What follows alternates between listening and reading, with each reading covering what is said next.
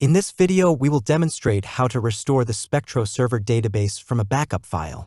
We will perform the database restore using the command line. Also, all the file directories referenced in this video are located in the Spectrum installation directory, such as the bin directory and the SSDB backup directory. To get started, in order to perform the backup, we have to shut down the SpectroServer first. To do this, we will navigate to the bin directory and run the stop-ss script. Next, we need to check that a vndb.lock file does not exist in the ss directory. This file prevents access to the SpectroServer database and must be removed before the database can be restored. The vndb lock file is created when the SpectroServer is started, and then the file is removed when the SpectroServer shuts down.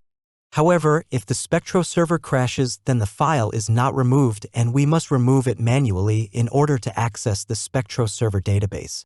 And we can see that a vndb lock file does not exist.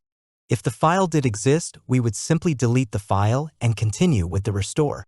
Next, to prepare for the restore, we need to extract the database backup file from the compressed GZ file. We'll navigate to the SSDB backup directory, which is the default backup directory. And we can see that there are two backup files. We'll unzip the latest backup using the gunzip command. So now that the backup file is extracted, we can load the backup file and restore the database.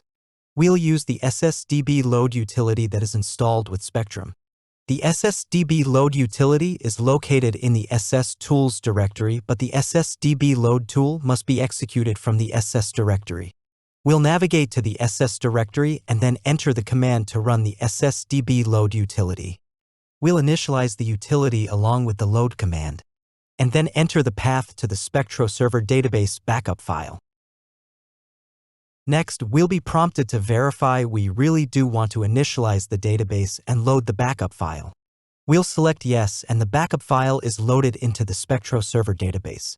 When the restore is finished, the SSDB loaded successfully message displays. Now we can restart the SpectroServer. We'll navigate to the bin directory and execute the start ss script. And when we see the archive manager is started, this means the SpectroServer is up and running again. This concludes the demonstration on how to restore the SpectroServer database from a backup file.